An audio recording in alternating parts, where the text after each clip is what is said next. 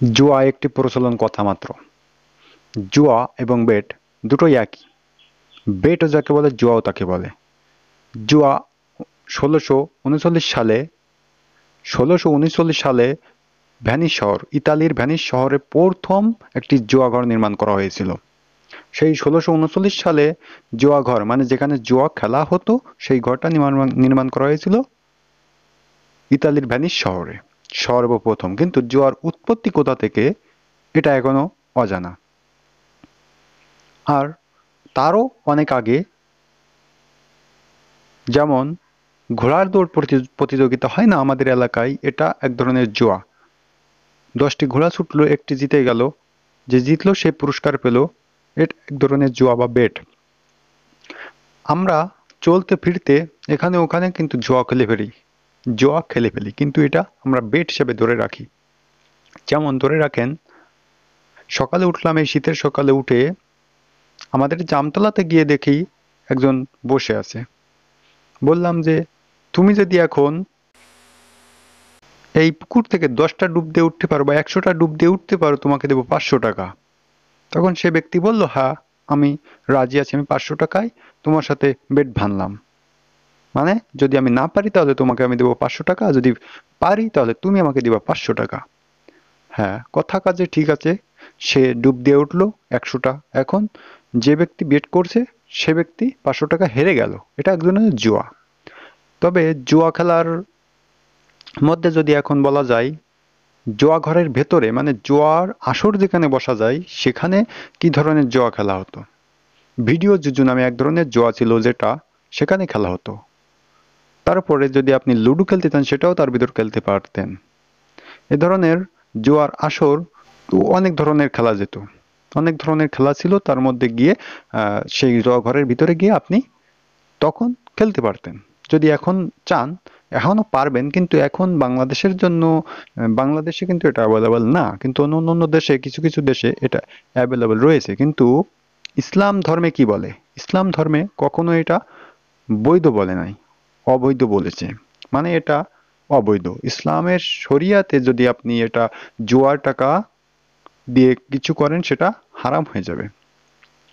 জুয়া খেলে আপনি টাকা উপার্জন করলে সেই টাকা ইসলামের দৃষ্টিতে যেখানে ব্যবহার করেন না কেন সেটা হালাল হবে না।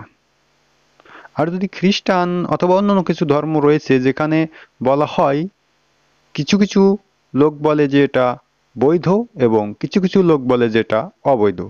সেই ধর্মের লোকেরাই বলে। এখন ইসলাম ধর্মে এটা অবৈধ। আপনি যদি চান এখন জুয়া খেলতে পারবেন, সহজে জুয়া খেলা যায়। যদি আপনি অনলাইনে অনিক্স বেট, বাবু 80, জংলি এ ধরনের জুয়ার প্ল্যাটফর্ম যদি আপনি জেনে থাকেন, শুনে থাকেন, তাহলে আপনি আপনার গ্রামে কেউ না কেউ ধরা খেয়েছে, বা আপনিও ধরা খেয়েছেন, এমন হতেও পারে। অতএব অনলাইন জুয়া এখন বাংলাদেশের জন্য প্রচুর পরিমাণে একটা ইফেক্ট ফেলেছে। যদিও আমাদের অঞ্চলে, গ্রাম অঞ্চলে বের হলে যদিও কিছু কিছু জায়গায় শোনা যায় যে জুয়ার ওয়েবসাইট, ওয়ানিক্স বেট এ ধরনের জুয়ারি দেখা যায়, কিন্তু এগুলো করা ভালো নাই। যদি আপনি মনে করেন জুয়া, তাহলে জুয়া। আর যদি মনে করেন না এটা আমার ক্যারিয়ার, তাহলে ক্যারিয়ার। এই এই জুয়ারিরা আবার কিছু কিছু কথা বলে, যেমন জুয়ারিরা বলতে কথাটা আমি বানিয়েছি, যেমন বলতে হলে দোয়ায় দোয়ায় ভাগ্য পরিবর্তন হয় ইসলামের দৃষ্টিতে, যেটা বলে আপনার ভাগ্যে যদি কোনো খারাপ কিছু থাকে, আপনি দোয়া করলে সেই দোয়ায় আপনার ভাগ্য পরিবর্তন হতে বাধ্য। এখন যারা জুয়া খেলে এরা বলতে পারে যে জুয়া, দোয়ার থেকে জুয়ায় ভাগ্য পরিবর্তন হয়। এখানে কথা হচ্ছে, যদি আপনি দোয়ায় ভাগ্য পরিবর্তন করেন তাহলে অবশ্যই খারাপ জিনিসটাকে ভালো করবে। আর যদি জুয়া মনে করেন তাহলে জুয়ায় আপনার ভালো জিনিসটাকে খারাপ করবে। যদি আপনার ভাগ্যে অনেক ভালো কিছু থাকে, সেটা আপনার খারাপের দিকে টেনে নিয়ে চলে যাবে। জুয়া মূলত অর্থের জন্য করে। জুয়া অর্থ ছাড়া আর কিছুই নয়। অর্থ, সম্পদ, এ সমস্ত চিরকাল অবশ্য কারো থাকে না, যদিও টিকিয়ে রাখা মহা মুশকিল। তার মধ্যে যদি আপনি জুয়া খেলে অর্থ সম্পদ হারান, তাহলে আপনি কষ্ট পাবেন। আর জুয়ারিরা কেন এত জুয়া খেলে অর্থ হারায়, তার মূল কারণ হচ্ছে, প্রথম যখন সে 20 টাকা হারায়, তখন সে আবার 20 টাকা ডিপোজিট দিয়ে আবার সে 20 টাকা তোলার নিয়তে সে আবার টাকা ডিপোজিট করে। এভাবেই জুয়ারির জুয়া পকেট থেকে ভস্য হতেই থাকে। এমন একটা সময় আসে কোনো টাকা না থাকলেও সে, তবে হ্যাঁ কথা আছে, এর ভিতরে দেখা গেল কিছু কিছু সময় 10,000 টাকায় 20,000 টাকা যদিও অ্যাকাউন্টে থাকে, তবে ওইটা তুলতে পারে না। ভাবে এখন আমি শিখে গেছি, আমি এখন খুবই বড় এক মাপের একজন জুয়ারি হয়ে গেছি। আমি যদিও দান মারি, তাহলে আমার দানে অবশ্যই বাঁধবে, অবশ্যই বাঁধবে, বেট ধরলেই বাঁধবে। এমন একটা পজিশনে এরা চলে যায় যখন তাদের 10,000 ক্যাশ, 10,000 অ্যাকাউন্ট ব্যালেন্স যদি 20,000 হয়ে থাকে, তবে হ্যাঁ হয়, যদি আপনার মাইন্ডসেট, যদি আপনি ভালোভাবে মনে করেন ব্রেনটার কাজে লাগিয়ে যদি তখন ওই টাকাটা যদি আপনি আহ, নিয়ে নিতে পারেন, তাহলে কিন্তু আপনি ভালো একজন জুয়ারি।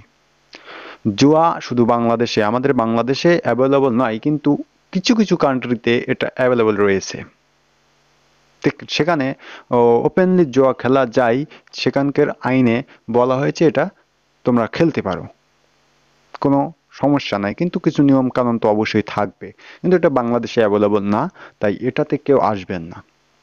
হয়তো বা আপনি আজকে আসলেন, কালকে আপনার ক্ষতি দিতে হলো, আহ, আপনার আইনত ঝামেলা হতে পারে, অথবা আপনি অবশ্যই ধরে নিয়ে যাবে, পুলিশ অবশ্যই ধরে নেবে। আইন কখনোই কাউকে ছাড় দেয় না, আইন কখনো কাউকে ছাড় দেয় না। আর আমাদের ইসলাম ধর্মে এটা বৈধ নয়, তাহলে এটা আমরা কেন করব বলেন?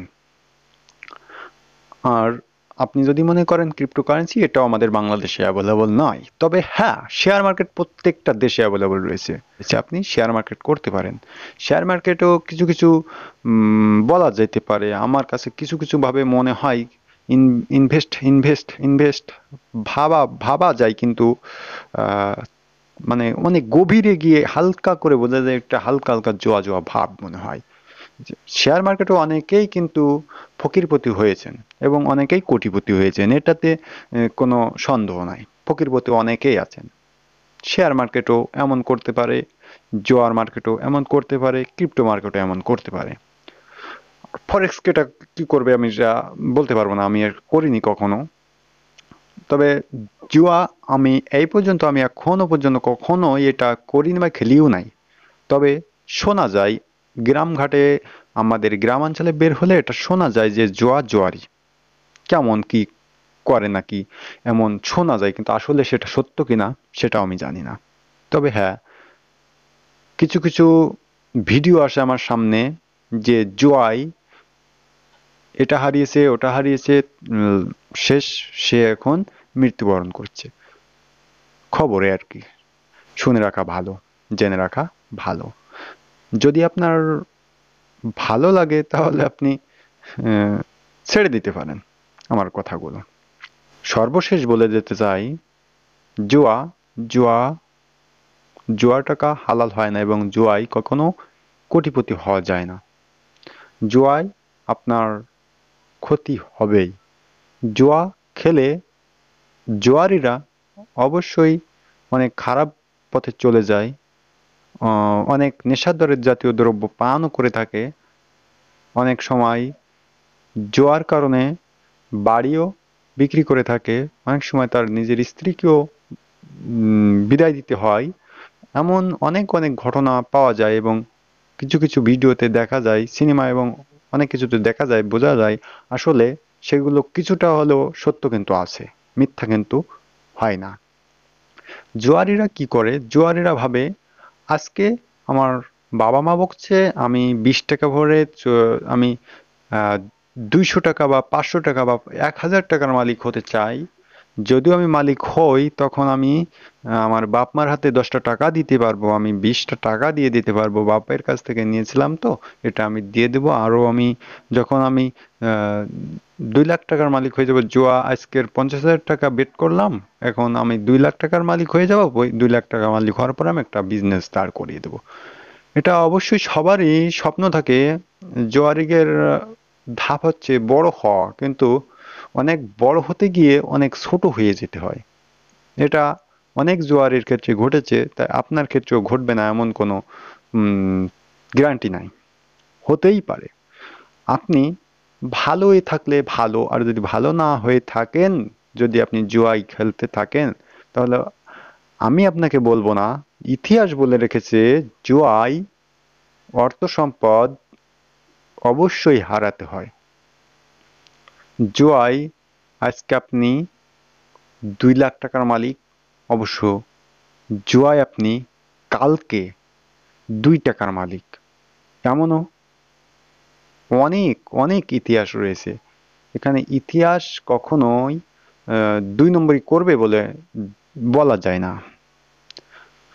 তাই সবাই ভালো থাকেন, সুস্থ থাকেন। আমার ভিডিও বানানোর তেমন একটা টপিক আমি আজকে পাচ্ছিলাম না, সর্বপ্রথম সেট আপ করলাম আমার স্ট্যান্ডটা, তাই আমি আজকে এই ভিডিওটা করার জন্য দেখলাম একটু রিসার্চ দিয়ে দিই, তাই একটুখানি একটু কথা বলে দিলাম। এটা আসলে তেমন একটা গোছানো সাজানো ছিল না, তার জন্য ভিডিওটা হয়তো ততটা ভালো হতে নাও পারে। আজকের না হলেও 27-28 তারিখ, অর্থাৎ 7-8 দিন ধরে আমার এই স্টুডিওটা সেট আপ করতে আমার অনেক সময় লেগেছে। আমি দুই পাশে 2টা ভাল করেছি, এবং আমি স্ট্যান্ড তৈরি করেছিলাম।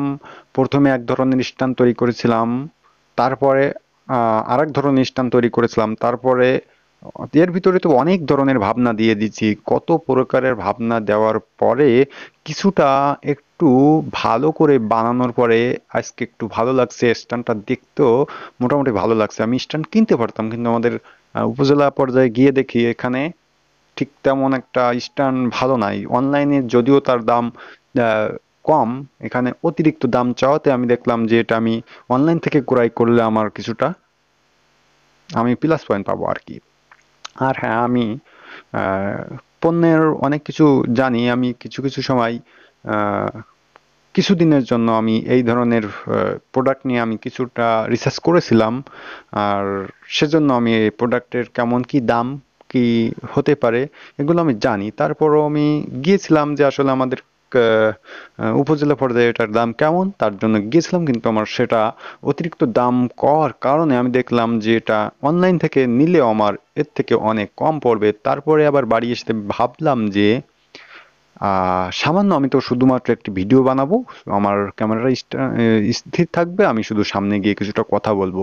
এটা আসলে কিছুটা উপরে হয়ে গেছে আমি বুঝতে পারছি, তারপরেও এটা আমি ঠিক করব বলে ভাবছি। যদিও আজকে আর ঠিক করব না, পরে ঠিক করে নেব। একটু উপরে হয়ে গেছে, তারপরও আমি এটা কমপ্লিট করব বলে ভাবছি। আর এটা করার জন্য আজকে আমি বললাম তো 7-8টা দিন আমার ব্রেনকে আমি এই শুধু স্টানের পারে দিয়ে দিয়েছি। আপনি মনে করছেন যে কাঠ দিয়ে বানাবো, কাঠ দিয়ে বানাবো, এটা দিয়ে বানাবো, এটা দিয়ে বানাবো, আপনার সময় অবশ্যই লাগবে। আপনি যতটা ভাবতে যতটা সহজ মনে হচ্ছে ঠিক ততটা কিন্তু সহজ না। আমিও নিজেও ভাবেছি, অনেক ভাবিছি, অনেক ধরনের ভাবনা দিয়ে ভাবেছি যে এটা কিভাবে করা যায়। প্রথমে বানিয়েছিলাম সেটা মনে করেন অ্যাডজাস্ট করা যাচ্ছিল না, তাই ভাবলাম একটু অ্যাডজাস্ট করার জন্য বানাবো। সেটার জন্য এক ধরনের দড়ি দিয়ে ঝুলন্ত ভাবে বানিয়েছিলাম, সেটাও বাদ দিয়ে দিছি। তারপরে মনে করেন যে এটা আমি দেখলাম ওই আপ ডাউন আমার করা লাগবে কোনটা, আমি হয়তোবা দাঁড়িয়ে অথবা বসে আমি কথা বলবো তেমন। তাহলে আমি যদি বসে থাকি তাহলে আমার আহ, এই বরাবর যদি আমি দিয়ে দিই তাহলে কিন্তু আমার এনাফ। আর যদি আমি যদি দাঁড়িয়ে থাকি তাহলে আমার এই বরাবর দিলে আমার এনাফ। তাহলে আমি ভাবলাম যে এটা করা যায়। এখনো বসে যে স্ট্যান্ড করব সেটা এখনো তৈরি করা হয়নি। আপনি যদি দেখতে চান তাহলে এখানে কিন্তু দেখতে পারবেন। আহ, এটা আসলে ভাবার বিষয়। সামান্য একটা স্ট্যান্ড বানাতে আমার কত দিন সময় ব্যয় হয়ে গেল আসলে।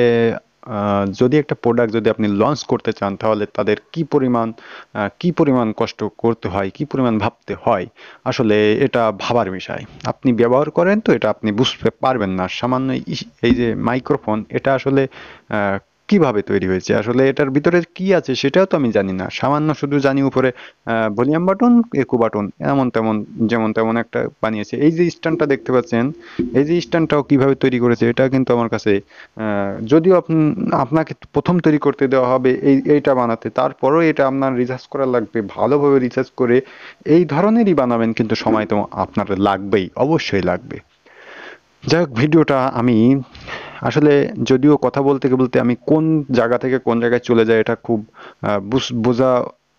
বুঝতে পারি না আমি। যদিও আমার বলা উচিত ছিল তাই আমি বললাম। যাই, ভালো থাকেন, সুস্থ থাকেন এবং পরবর্তী ভিডিওর জন্য অপেক্ষা করেন। আর আশা করি এখন থেকে আমি আহ, ভিডিও দিব। এর এই স্টুডিও অনেক আগে আমার কাছে তৈরি করা থাকতো। সেটা নিয়ে ডিটেলস আসলে উম, বলা যায়, অনেক কিছু বলা যায়। সেটা যদি কখনো কারো জানতে মন চায় তাহলে আমি তখন তাদেরকে বলবো, সেটাও ভিডিওর মাধ্যমে হবে। ভালো থাকেন, সুস্থ থাকেন এবং